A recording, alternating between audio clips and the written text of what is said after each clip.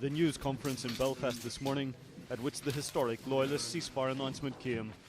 In front of the media were members of the fringe Loyalist political groupings, the Ulster Democratic Party and the Progressive Unionist Party.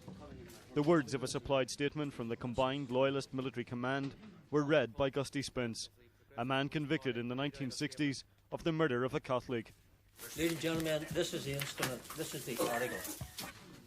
And the key line in the statement was the message that in a little over 6 hours' time, the much anticipated Loyalist ceasefire will take effect. In the belief that the democratically expressed wishes of the greater number of people in Northern Ireland will be respected and upheld, the Combined Loyalist Military Command will universally cease all operational hostilities as from 12 midnight on Thursday, the 13th of October 1994.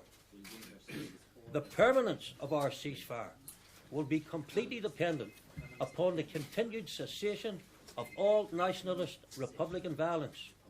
The sole responsibility for a return to war lies with them. This statement was issued by a terrorist leadership which has control over the UDA, the UFF, the UVF and the Red Hand Commando. It paid tribute to those who have been involved in the violent Loyalist campaign, and the Combined Command put in print its belief that the Union is safe. And then came these words. In all sincerity, we offer to the loved ones of all innocent victims over the past 25 years abject and true remorse. No words of ours will compensate for the intolerable suffering they have undergone during this conflict. Let us firmly resolve, therefore, to respect our differing views of freedom, culture and aspiration, and never again permit our political circumstances to degenerate into bloody warfare. We now find ourselves on the verge of a new beginning. After 25 years of savage conflict, the people of Northern Ireland can look toward a brighter future in the knowledge that their position is secure and that the future lies firmly in their hands. On the road to today's ceasefire announcement, Loyalists needed the backing of their prisoners.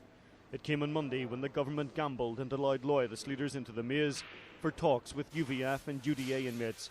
An important hurdle had been overcome and a ceasefire was one step closer. The meeting with the prisoners in the maze played a major role in the decision-making process, and the discussions that have taken place over a long number of months. The prisoners' input was instrumental in bringing about the decisions that have been made recently.